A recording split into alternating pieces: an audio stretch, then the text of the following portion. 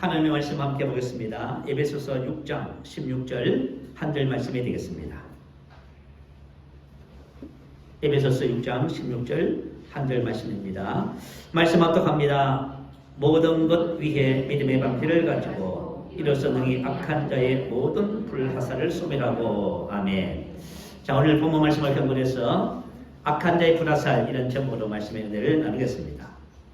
이 본문 16절을 표준 새 번역은 이렇게 번역을 했습니다. 이 모든 것에 더하여 믿음의 방패를 손에 드십시오. 그것으로서 여러분은 악한 자가 쏘는 모든 불화살을 막아 꺼버릴 수 있을 것입니다. 이렇게 번역을 했습니다. 자, 여기서 말하는 방패는 길이가 한 1m 한 20 정도 되고요. 폭은 한 70cm 되는 방패를, 긴 방패를 말합니다. 이 방패는 당시 로마 군인에게 있어서는 참 중요한 장비지요. 그래서 로마 군인들은 전쟁에 임하게 되면요, 이 긴 방패를 앞세웁니다. 그리고 길게 행으로 일을 씌워서 이 방패를 앞세고 들고서 적진을 향해서 전진해 이렇게 갑니다. 이 방패를 들고 가는 것은 적의 공격을 막을 뿐 아니라 자신의 몸을 보호할 수 있겠지요. 그래서 이 방패라고 하는 것은 대단히 중요합니다. 그리고 이 방패는 나무로 만들어서 이 방패 전체를 두꺼운 가죽으로 입혔다고 말을 합니다. 그리고 불화살은 불타오르는 불화살, 그런 뜻입니다. 이것은 굵은 삼자든가 아니면 역청 물질을 발라서 화살 쪽에다가 불을 붙이고 그리고 적을 향해서 화살을 쏘는 것이지요. 그래서 이 화재는 대단히 치명적이었다고 해요. 적의 방패를 불태울 뿐만 아니라 적의 요새를 불쏘을 수 있습니다. 그래서 전쟁에 많은 병사들은 긴 방패를 물에 듬뿍 젖습니다. 그러나서 꺼낸 다음에 앞세워 나가면 적이 화전 불화살을 쏘아도요, 그것을 소멸시킬 수 있다고 그렇게 이야기를 합니다. 자, 오늘은 저와 여러분이 적이 쏘는 악한 자의 불화살, 그리고 우리 믿음의 방패, 이 부분에 대해서 말씀의 은혜를 함께 나누겠습니다. 자, 악한 자의 불화살, 악한 자는 바로 사단과 하늘에 있는 악의 영들에 대한 말씀이에요. 12절에 보면은 하늘에 있는 악의 영, 이렇게 기록했습니다. 자, 그런데 악한 영, 사단의 앞에는 악한 자, 또 내지는 악의 이런 형용사나 명사를 붙입니다. 왜 그럴까요? 그것은 그들의 성질과 특성이 그렇다고 말이에요.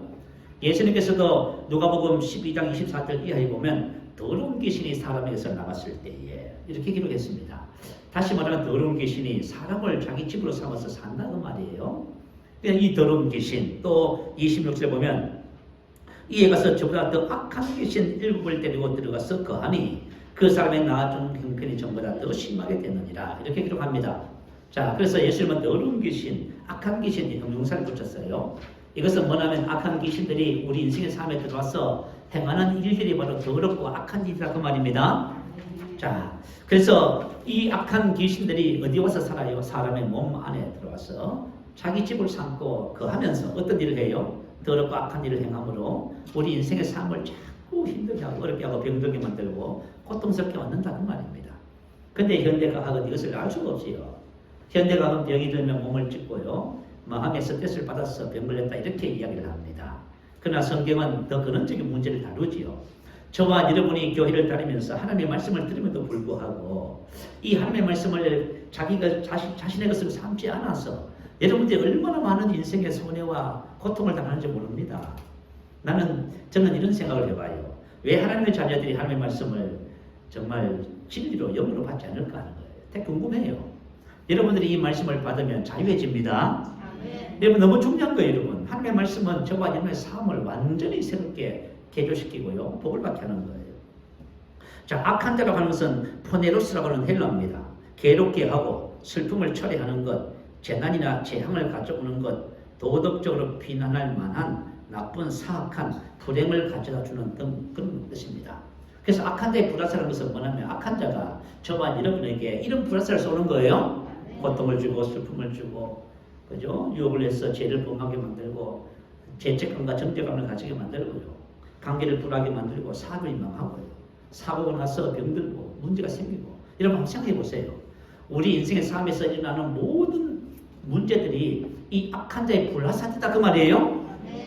여러분, 인류 최초로 불화살을 맞아서 고통을 당한 사람이 누굽니까? 아담과 하와지요.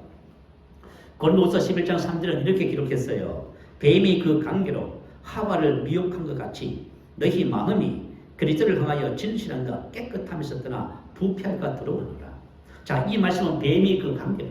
자, 뱀이 쏘는 불화살, 악한 자의 불화살이 뭐라고요? 그 관계란 말이죠.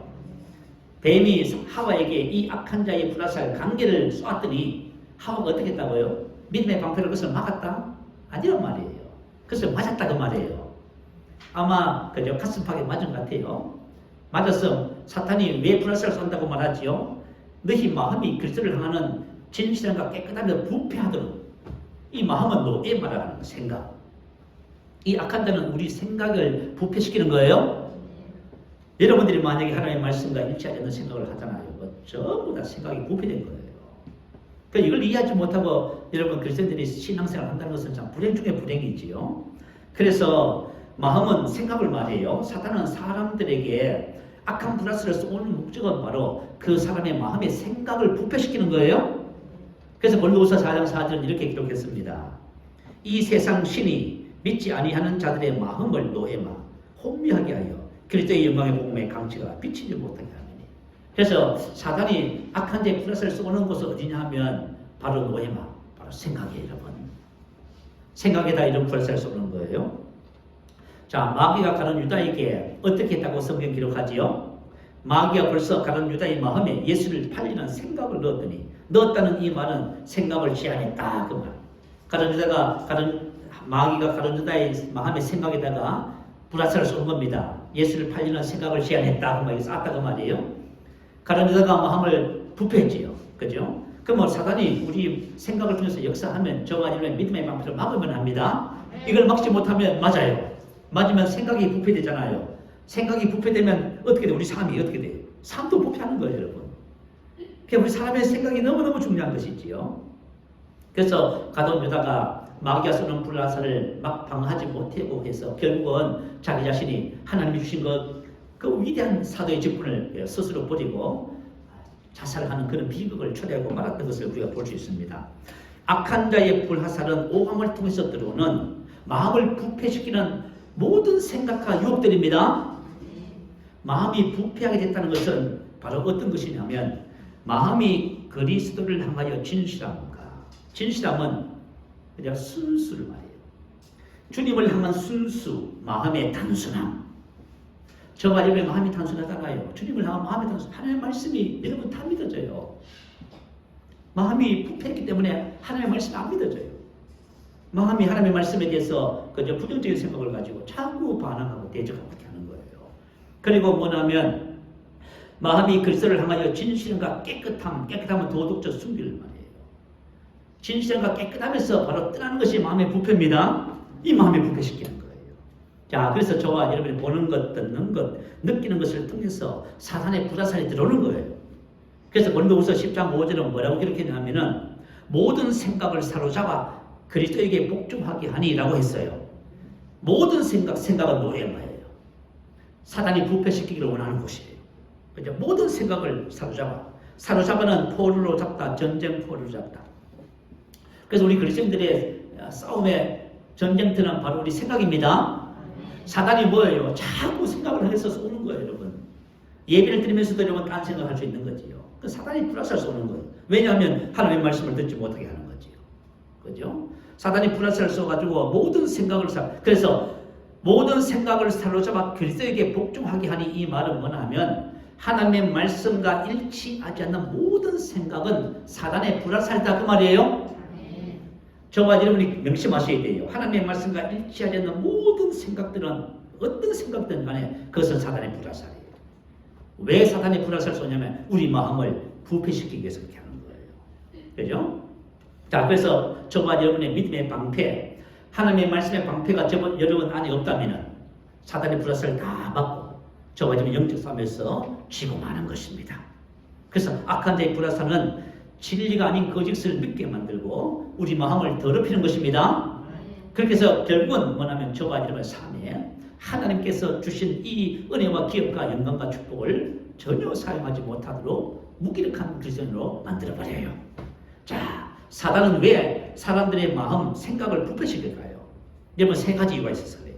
오늘 저와 여러분이 이 세 가지 이유를 정말 마음에 받아들인다면 여러분의 생각의 전투에서 날마다 승리할 거예요. 자, 잠언서 4장 2, 3절 말씀 올려주세요. 한번 읽어보십시다. 자, 시작. 무릇 지킬 만한 것 중에 더욱 내 마음을 지키라. 생명의 근원이 이에서 나니라. 생명의 근원이 어디서 나온다고요? 마음의 생각이었어요. 여러분 뭘 지킵니까? 자존심을 지켜요. 여러분이 뭘 지키고 싶으세요? 여러분 우리가 인생의 삶을 살면서 가장 중요한 것이 뭐냐면 저와 여러분의 마음의 생각입니다. 이걸 지켜라는 거예요. 성경은. 이게 가장 중요하다는 거예요. 왜냐하면 생명의 근원이 어디서 나와요? 여기서 나와요. 그러니까 사단은 알아요. 생명의 근원이 어디서 나오는지 알아요. 그래서 사단이 저와 여러분의 마음과 생각을 부패시키잖아요. 생명의 근원이 그죠? 문이 닫혀버려요. 그리고 사망의 근원이 나오기 시작해요. 우리 인생의 삶에 쓰고 괴로운 거예요, 여러분.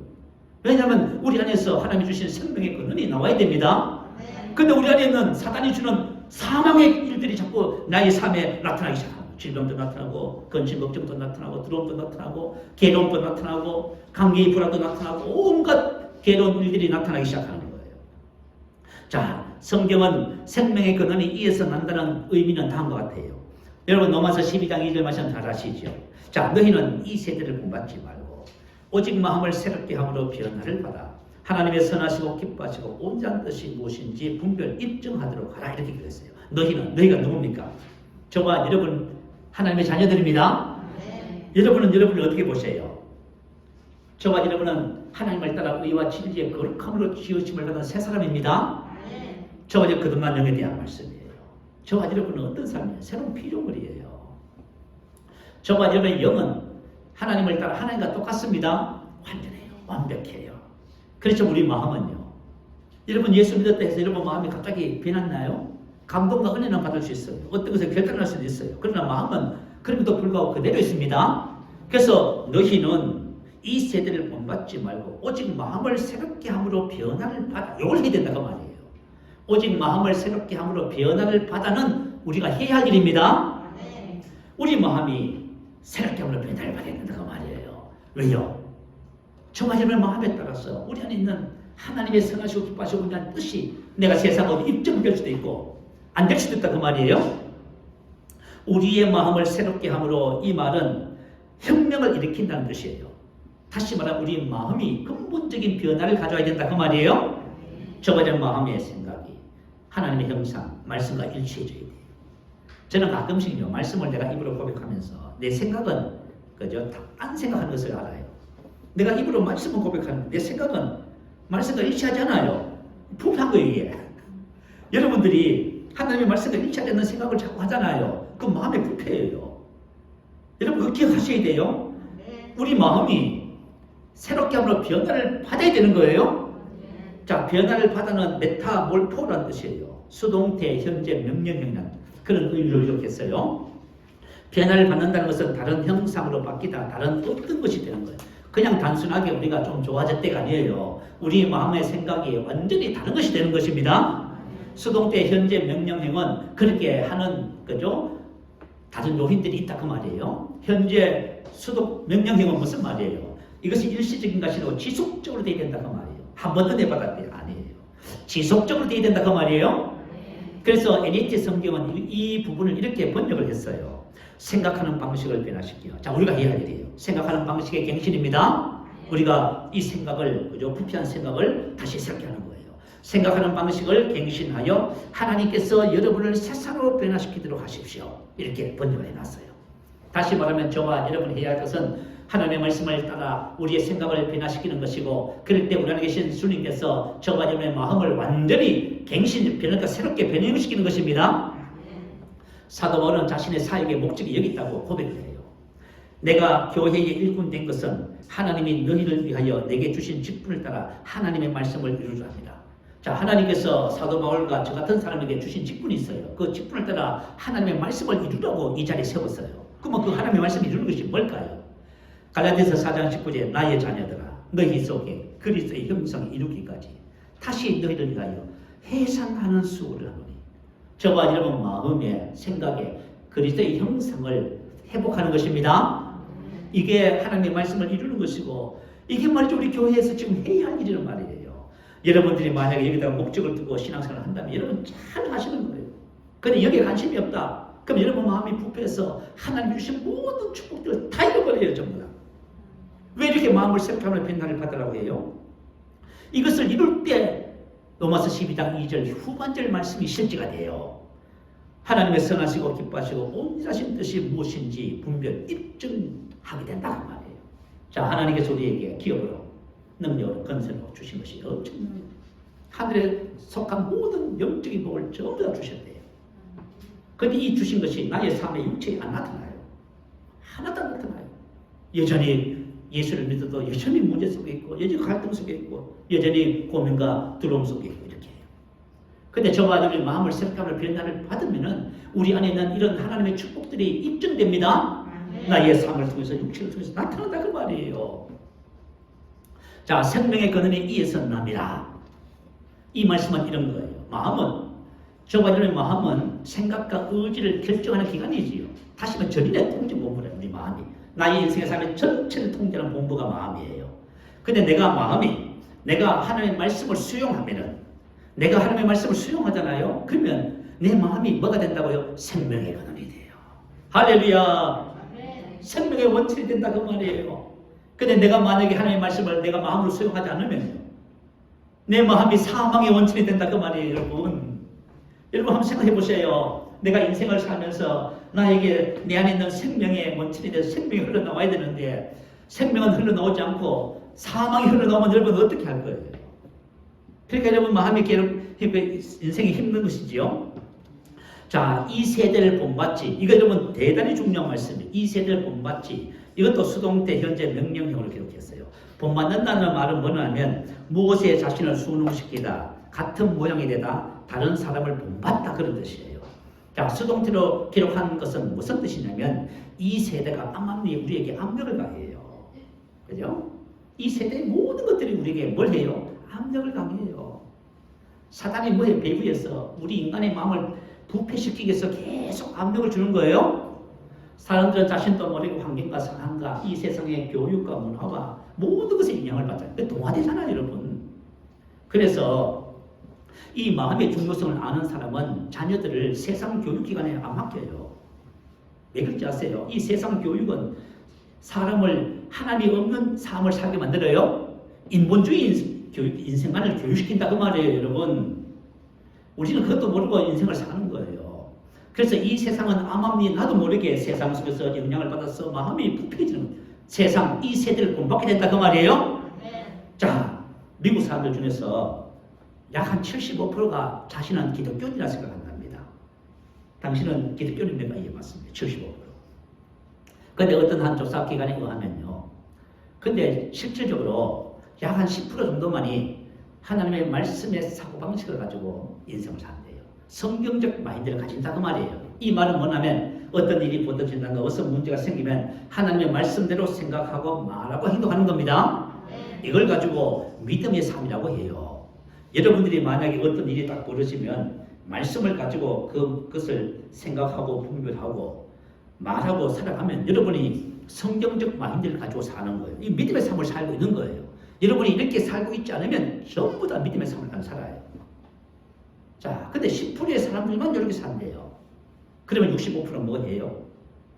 65%는 세상 이 세대에 동화됐어요. 그래서 교회는 다니지만 삶은 이 세대에 동화되어서 그렇게 살아가는 거예요, 여러분. 자, 전 소련 스파이 KGB 요원이지요. 유리 베저메노프라고 하는 분의 고백입니다. 소련이 자유주의 국가를 공산화시키는 계획인데요. 그게 뭐냐면요. KGB의 주요 목적은 정보전은 15%랍니다. 시간, 자금, 인력을 정보전을 위해서는 15%만 투자한대요. 근데 85%는요. 이 나머지 80%는 전부 다 뭘 위해서 투자하냐 하면요. 이념, 정복, 심리전을 위해서 사용한답니다. 이건 긴 기간이 필요합니다. 다시 말하면 세뇌하는 거죠. 그래서 이 심리전은 모든 미국인들의 현실 지각력을 바꾸기 위한 작업이라고 해요. 다시 말하면 세뇌시키는데 공산화시키는 4가지 과정이 있답니다. 첫 번째 과정이 제일 여러분 중요한 것 같아요. 비도덕 과정. 이것은 15년에서 20년을 잡는답니다. 이는 한 세대 학생들 전체를 교육하는데 필요한 최소한의 기간. 다시 말해 초등학교 때부터 대학생. 학생들을 뭐해요? 학생들에게 교육을 통해서 되는 거예요. 그래서 뭐냐면 세상 교육이 교육계에 뭐냐면 공산주의자들이 침투해가지고 하는 교육계예요, 여러분. 우리나라 정교조 이야기하지요. 그죠? 이 비도덕화가 완료된 사람은 진실된 정보를 이해할 수 있는 능력을 상실하게 된대요. 그러니까 뭐냐면 이 사람에게 팩트는 양 중요하지 않아요. 반이성적이고 반사회적인 사람이 된다는 거예요. 자, 우리 지난 미국의 대선을 보면서 여러분 뭘 생각했어요? 세상에 가짜 뉴스가 세상에 넘쳐나요. 이단이 넘쳐나고 가짜 뉴스가 넘쳐나고요. 거짓이 판을 쳐요. 근데 사람들이 그걸 따라가요. 왜요? 진실을 분별할 수 있는 능력이 상실해버렸어요. 다시 말하면 비도덕화가 된 거예요. 그죠? 우리나라는 어떤지 모르겠어요.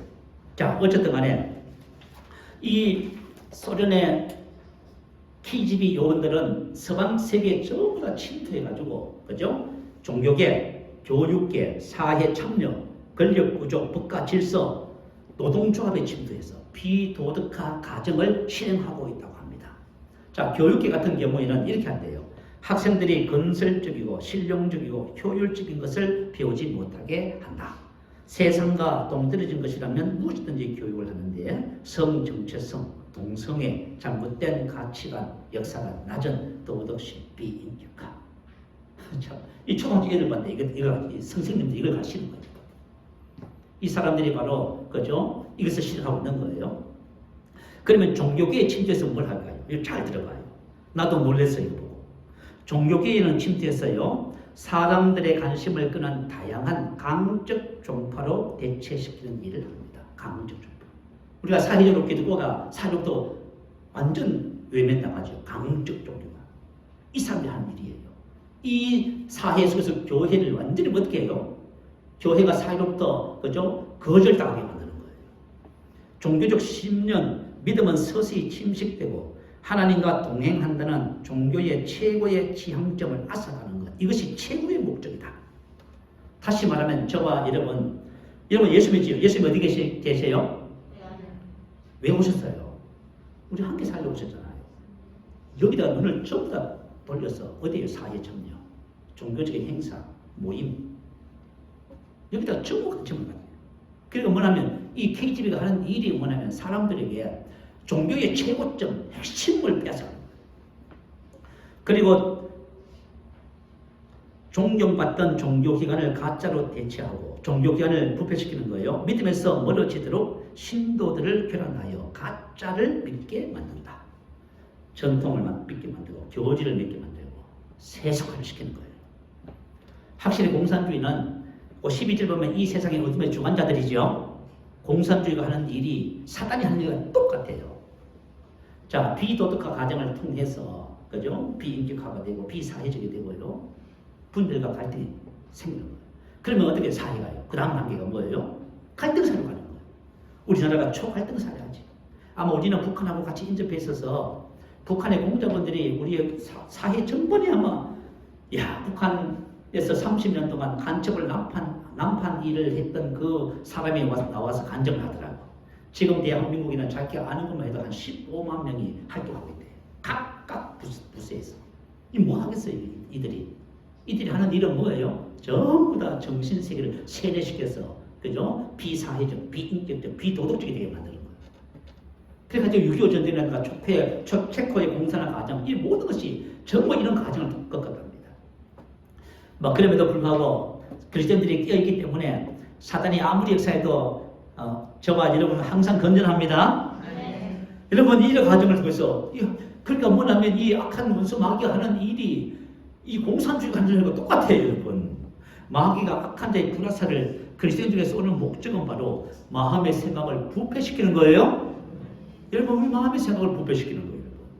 우리가 바른 믿음을 갖지 못하게 만들고 종교의 최고의 가치인 내 안에 계신 그리스도와 그분을 알아가고 그분과 함께 교통하며 함께 살아가는 삶을 앗아가는 거예요. 이게.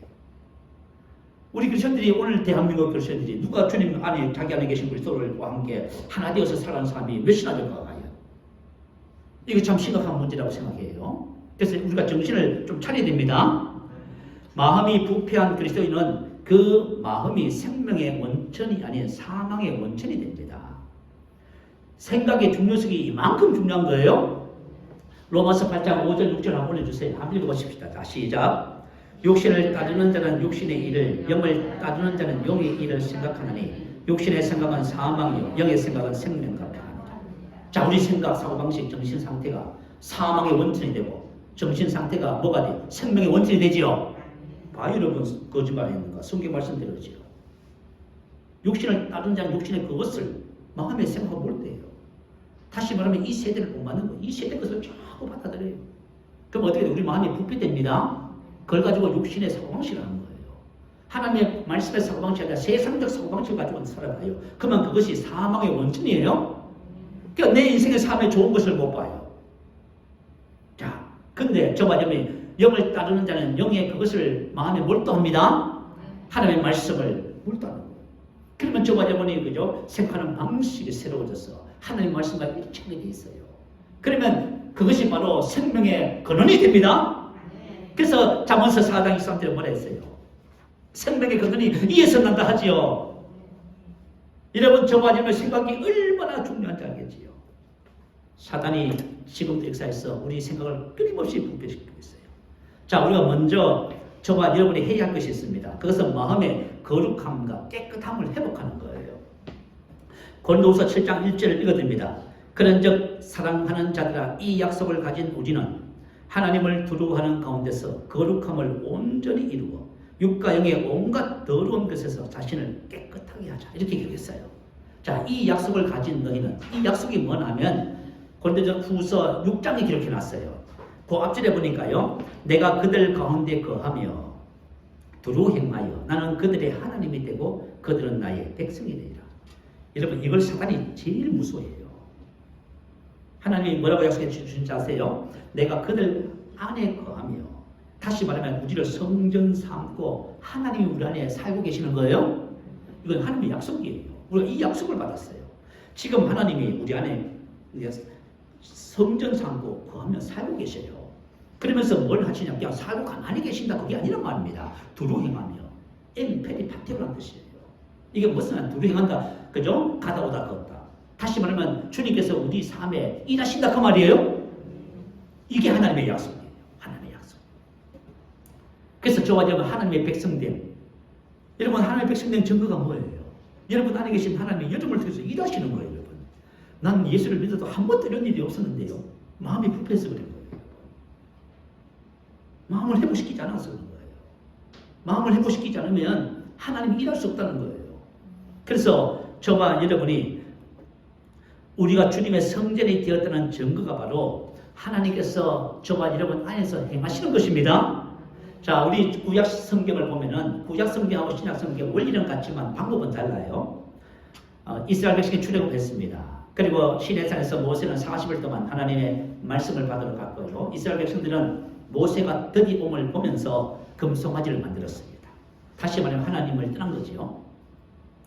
그래서 그들이 범죄했을 적에 하나님께서 대단히, 그죠, 분노하셨습니다. 모세는 기도했고요.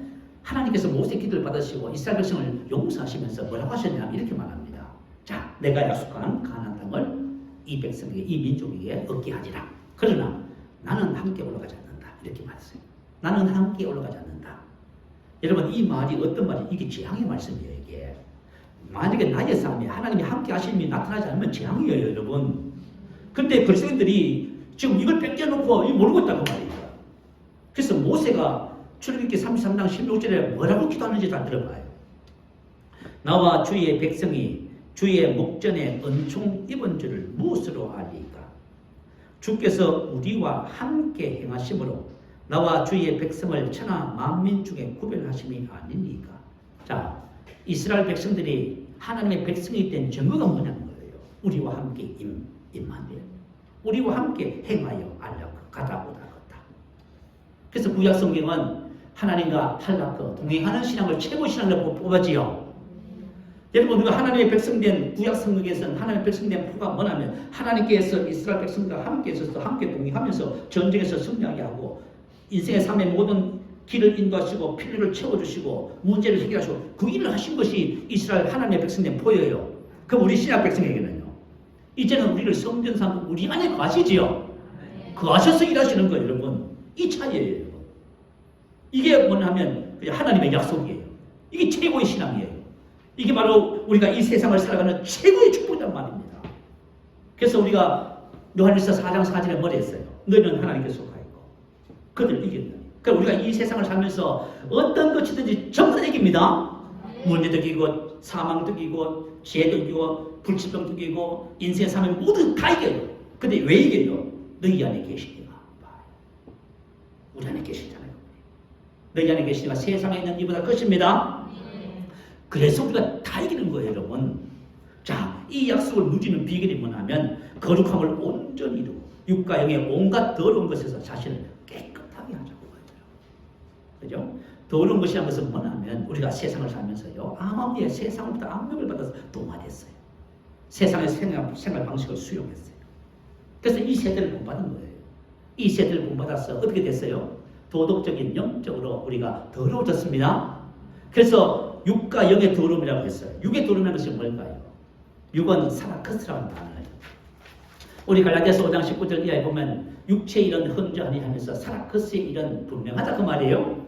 그러면서 미움식이 질투 막 이런 것들이 쭉 나와요. 자, 근데 한 가지 예를 한번 들어볼게요. 자, 누군가를 이제 미워합니다. 근데 왜 미워하지요? 이유 없이 까닭 없이 아니에요, 절대로. 미워할 일이 있어서 미워합니다. 여러분 원망하는데 이유도 없이 원망합니까? 그런 일은 절대 일어나지 않아요. 원망만 할 일이 있어서 그런 거예요. 미워할 일, 분노할 일, 화낼 일, 낙심할 일, 우울할 일, 슬픈 일이 있어요. 그래서 누군가를 미워하게 됐다 그 말이에요. 그러면 자, 미워하게 됐으면은 자, 우리는 즉시 그 미움을 해결해야 됩니다. 근데 어떻게 미움을 마음에 품어요? 마음에 심어요. 그러면 뭐가 우리 마음에 자라요? 미움이 뿌리를 내려요. 이것을 가지고 썬뿌리라 하죠. 미움의 썬뿌리, 원망의 썬뿌리, 분노의 썬뿌리, 낙심과 좌절과 우울의 썬뿌리, 이 썬뿌리가 나요. 자, 이 과정이 사단이 불화살을 쐈다 그 말이에요. 여러분 무슨 말인지 알겠지요?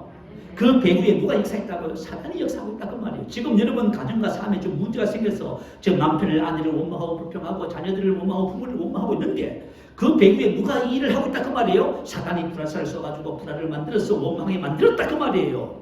그러면 내가 뭘 해야 되냐 그 말이에요. 믿음의 방패를 가지고 분노, 미움, 원망을 즉시 그저 우리가 부인하고 제거해내야 되겠지요? 그런데 그걸 못했다 그 말이에요. 그걸 못하면요 마음의 썩뿌리가 나지요. 그럼 어떤 일이 벌어진다고 히브리서 12장 15절은 말이에요. 또 썩뿌리가 나서 괴롭게 하여 많은 사람이 이로 말미암아 더럽게 되지 않도록. 우리 마음이 부패하면 썩뿌리가 나잖아요. 그러면 이것이 생명의 근원이 아니라 사망의 근원이 내가 괴로워져요. 썩뿌리는 쓰고 독 있는 열매를 맺는 나무의 뿌리예요. 그러니까 내 속에서부터 말이죠. 원망 불평이 자꾸 올라와요. 미움만 낙심 자꾸 올라와요. 왜냐하면 썩뿌리가 나 있으니까 열매로 나타나는 거예요. 그러면 이것이 누구를 괴롭게 해요? 나를 괴롭게 해요. 먼저 여러분 누군가를 한번 미워해 보세요. 여러분 인생이 그저 행복할 일이 하나도 없어져. 감사할 일도 다 없어져 버려요. 그 미움이 여러분을 지배해 버렸어요. 그 미움의 썩뿌리 때문에 여러분이 괴로운 거죠. 괴로움, 인생이 괴롭고 슬프고 평안이 없는 이유가 바로 거기 있어요.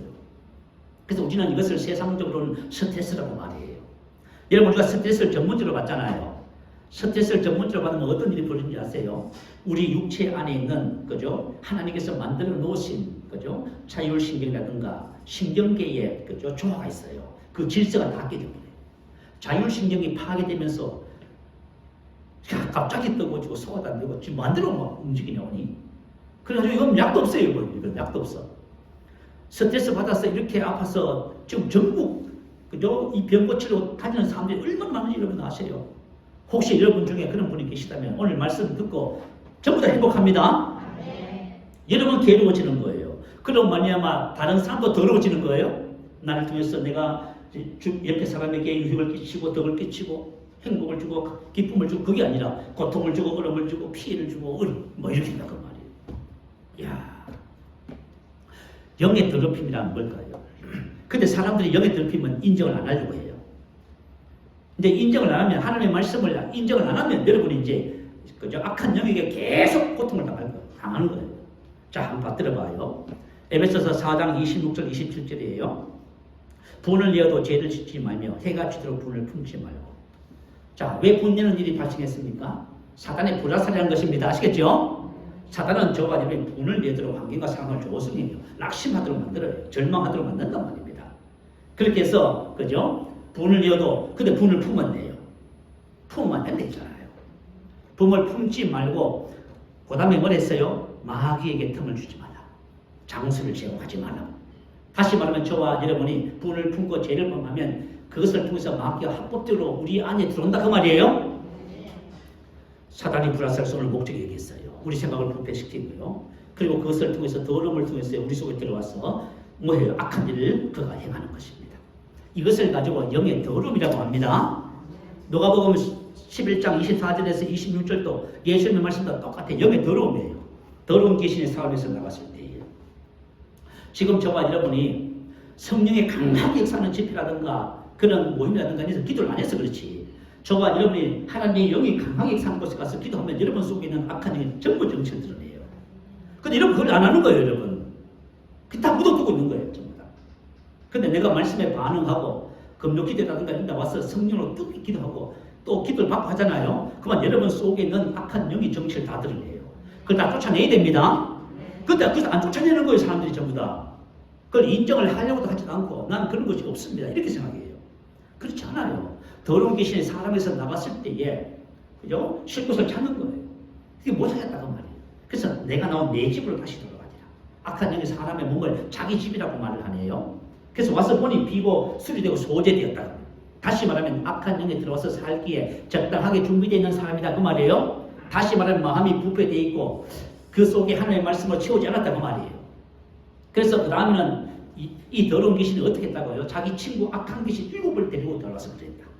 그 사람의 나중 형편이 전부 다 더 심하게 됐다 이 말이에요. 자, 이해를 돕기 위해서 한 가지 간증을 해드릴게요. 지난번에도 한번 한 것 같아요. 극동방송에서 한 치유 사역자가 한 그죠 간증 이야기예요. 한 권사님이 계셨어요. 기도 많이 하시는 분이지요. 암이 걸렸습니다. 몸이 아파서 병원 갔더니 더 이상 의학적으로 어떻게 할 수가 없어요. 또 기도를 많이 했지만 치유받지 못했어요. 그래서 치유 사역자 이분을 알게 돼서 같이 기도를 하게 되었습니다. 근데 기도를 해드리는데 성령께서 어떤 깨달음을 주시냐면 관계에 문제가 있다고 가르쳐 주셨어. 그래서 기도를 마친 다음에 물어봤대요. 권사님 혹시 관계에 문제가 있습니까? 조심스럽게 물어봤어요. 없습니다. 혹시 누구를 미워하지 않으셨나요? 모르겠습니다. 그래서 그냥 그렇다면 권사님 제가 좀 금식하도록 부탁할 테니까 금식을 좀 하세요. 며칠 하세요. 그래서 권사님이 이제 목사님의 그죠 건면을 받아들이고 금식 기도에 갔답니다. 금식하면서 기도하는데요. 하나님께서 뭘 깨닫게 해주셨냐면 시어머님을 미워한 것을 깨닫게 해주셨어. 자, 시집을 갔더니 시어머니가 뭐 시켰어요? 시집살이 시켰어. 말도 곱게 하지 않는 거예요. 그죠? 집을 떠나서 왔으면 시어머니가 어머니 대신으로 보살펴주고 사랑하고 이렇게 잘 하도록 도와줘야 되는데 우리 시어머니들이 그걸 못 하시는 분들이 있어요. 그래서 말을 함부로 하시고 막 이렇게 해서 그래서 상처를 많이 받았어. 그래서 시집 와서 시어머니를 미워하게 했어. 그래가지고 시어머니는 뭐 이제 세월이 흘렀으니까 돌아가셨지요. 그 돌아가셨기 때문에 이 권사님 생각하기를 돌아가셨으니까 이제 미워하는 것도 다 잊어버린 거예요. 그래서 이제 미워하는 것도 없고 그렇게 생각을 한 거예요. 그런데 성령님께서 뭘 깨닫게 해주셨어요? 미움의 쓴뿌리를 딱 깨닫게 해주셨어요. 자, 미움의 쓴뿌리는 제거하지 않으면 그대로 있어요. 여기 기억하셔야 돼요. 내가 만약 어떤 문제 속에서 쓴뿌리가 났으면 그거 저와 여러분이 알고 제거하기 전에는 그대로 있어요. 그래서 그것을 알게 해주셨어. 그래서 그 사람이 그 쓴뿌리가 난 것을 그죠? 믿음으로 제거하고요. 그죠? 생각을 바꿨다는 거예요. 마음의 태도를 바꾼 거예요. 그렇게 하고 기도했더니요. 악한 영이 쫓겨났답니다. 그러면서 교사님이 건강이 회복됐어요.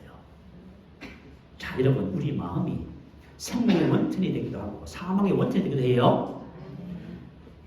육과 영의 온갖 더러운 것에서 자신을 깨끗하게 하니까 누가 일하셨어요? 그래요, 여러분. 여러분 하는 일 안 하신다고요? 여러분이 주께서 채찍에 말로 남을 다 입었습니다. 근데 왜 그 치료가 이러면 안 나타나요? 육과 영의 더러운 일을 막고 있다고 여러분 한번 생각해봐요. 그러면 그거 해결하면 되지요. 그죠? 그래서 이 문제를 해결하고 그 사람이 건강을 회복했어요. 그래서 저와 여러분 왜 하나님께서 우리에게 그죠? 마음의 부패를 새롭게 하라고 말씀하시냐면 생명의 근원이 이에서 납니다. 여러분 얼마나 중요한 거예요, 여러분 이거. 근데 만약에 이것을 모르고 여러분이 살아가신다면은 이제 하나님께서 우리에게 주신 이런 축복들을 전혀 상관없이 살아가는 그죠? 그런 삶이 되고 마는 겁니다. 자, 줄 때는 사람의 마음이 바치기 때문에 그렇습니다. 고린도후서 4장 4절에 보면은 그 중에 이 세상의 신이 믿지 아니하는 자들의 마음 모해와 생각을 혼미하게 하여 그리스도의 영광의 복음의 강치가 비치지 못하게 하니. 이 세상 신이 무슨 일을 해요? 여러분 마음의 생각을 혼미하게 만드네. 그럼 뭐냐면 하나님의 말씀을 받아들이면 딴 생각을 쫙 하게 만드네. 또 말씀만 들으려고 하면 더 좀 졸리게 만들고 없던 것 하게 만들고. 그러니까 우리 생각이 통로예요, 여러분. 우리가 어떤 것을 받아들여서 내 것으로 만드는 통로가 생각입니다. 근데 이것을 혼미하게 시켰으니 뭐 이건 게임 끝난 거예요. 그래서 예수님께서 이것을 씨 뿌리는 비유를 통해서 말씀을 가르쳐 주셨어요. 자, 누가 마가복음 4장 14절 이하에 보면 뿌리는 자는 말씀을 뿌린다 했어요. 왜 말씀을 뿌릴까요? 그리스도의 말씀이 씨입니다. 근데 마음밭에 뿌린답니다. 근데 마음이 그 길가밭이고요, 돌밭이고요, 또 가시덤불밭이에요. 그 아무리 뿌린들 뭐 하겠습니까? 열매를 거두지 못해요. 그래서 악한 자는 우리 마음을 부패시키는 겁니다. 마음을 부패시키면 저와 여러분 말씀을 아무리 듣고 공부해도 열매 못 거둔다는 말이에요. 그래서 여러분 이거 너무너무 중요한 원리예요. 그래서 베드로전서 2장 1절 2절 말씀 올려주세요. 자, 한번 읽어보십시다. 자, 시작. 그러므로 모든 악독과 모든 기만과 외식과 시기와 모든 비방하는 말을 버리고 갓난 아이들같이 순전하고 신령한 젖을 사모하라. 이는 그로 말미암아 너희가 구원에 이르도록 자라게 하라. 자, 저와 여러분 자라서 성장해서 열매 맺고 삶을 다스리는 능력이 증가되고 이 모든 것이 하나님의 말씀을 통해서 됩니다. 그런데 밭이 잘못되어 있네요. 그러니까 뭐냐면 말씀을 밭에 심기 전에 밭부터 정리하라 그 말이에요. 그러면 모든 악독과 모든 기만과 외식과 시기와 모든 비방하는 말을 버리고 왜 부정과 중간태가 있지요. 그죠? 이미 저와 여러분은 내 마음속에 그런 것들이 썬뿌리로 남아있다 할지라도 이미 다 끝났습니다. 다 버린 거예요. 그래서 여러분 그런 것이 나의 삶에 영향을 끼치면 내가 아니라고 제가라고 했지요. 자, 이런 과정을 통해서 저와 여러분이 마음을 새롭게 하게 되는 겁니다. 베드로서 2장 1절 2절 말씀이 무슨 말이냐면 우리 마음을 새롭게 하면 변화를 받는 과정을 얘기해 놓고 있는 것이에요. 마음을 새롭게 하면 변화를 받습니다. 자, 세 번째는 사람의 마음이 그릇이기 때문입니다. 자, 주님은 저와 여러분을 그릇이라고 말합니다. 자, 우리 새세민교회 그릇이네요. 저도 그릇이고 여러분도 다 그릇입니다. 하나님께서는 저와 여러분 인생을 어떻게 하기를 원하셔요? 하나님께서 귀한 그릇으로 쓰기를 원하시죠. 근데 왜 우리가 쓰임을 받지 못한다고 해요? 그릇의 질의 문제가 아니랍니다. 이 사람이 똑똑하고 공부만 해야 그 문제가 아니래요. 그래서 뭐냐면 그릇의 청결함의 문제랍니다. 디모데후서 2장 20절 21절에 보니까요. 누구든지 이런 것에서 자기를 깨끗하게 하면 기히 쓰는 그릇이 돼요. 이렇게 말했어요. 자, 왜 깨끗하게 해야만 귀한 그릇이 되냐면 이유는 거룩하고 주인의 쓰심에 합당하며 모든 선한 일에 준비함이 되리라. 다시 말해서 하나님께서 하시는 일은 전부 다 선한 일입니다. 여러분 하나님이 하시는 행한 일은 전부 다 선한 거예요. 우리에게 고통을 주고 병을 주고 그런 게 어디 있어요, 여러분. 하나님께서 하시는 모든 선한 일이. 그런데 우리 만약에 마음에 받지 우리 마음의 그릇이 깨끗하게 준비가 안 돼 있으면 선한 일을 하겠습니까? 안 되는 건 불가능한 거예요. 그래서 하나님의 일의 특성이 그래요. 그래서 저와 여러분의 그릇이 깨끗해야만이 선한 일의 준비가 되는 거예요. 하나님이 쓰심에 합당하게 되는 거예요. 그러니까 우리가 쓰임받지 못하는 것은 다른 데 이유가 있어요. 재능 때문에 그런 것이 아니에요. 능력 때문에 그런 것이 아니에요. 나이 때문에 그런 것도 아니고요. 쓰임받지 못하는 것은 단순히 우리 그릇의 깨끗함의 문제입니다. 그래서 저와 여러분, 자, 물질에 쓰임을 받는 사람들 한번 봐요. 그분들은 물질에 깨끗해요. 물질에 아무런 하자가 없어요. 그리고 만약에 내가 내 인생의 삶에 어떤 분야에서 쓰임을 받는다면 이유가 있어요. 그 사람은 그 분야에서 하나님 보시기에 깨끗해요. 다시 말하면 자신의 야망, 자신의 인기, 자신을 위해서 그죠? 일을 하지 않는 사람들이에요. 하나님의 영광과 기쁨을 위해서 다른 사람과의 유익을 위해서 사는 사람들이에요. 그럴 때 하나님께서 그 사람을 그 분야에서 탁월하게 하시해 주시고 높여주시는 거예요. 그래서 저와 여러분 인생의 삶을 살면서 우리 쓰임 받으십시다. 믿음의 방패에 대해서 말씀을 나누겠습니다. 여러분 악한 자가 불화살을 쏘아요. 어떤 사람에게 수로 쏠까요? 옛사람은 버리지 않는 사람들. 여러분 명심하셔야 돼요. 자, 하나님 자, 예수님은 12제자를 두셨어요. 근데 마귀가 벌써 가룟 유다의 마음에 예수를 팔리는 생각을 누구한테 넣었어요? 가룟 유다에게. 왜 가룟 유다에게 예수를 팔리는 생각을 넣었을까요?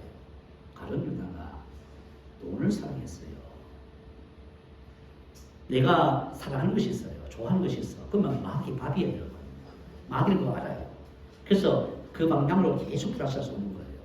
내가 만약에 어떤 분야에서 계속 넘어지잖아요. 그게 썸뿌리가 있었을 거예요. 그걸 제거하기 전에는 못 벗어나요, 여러분.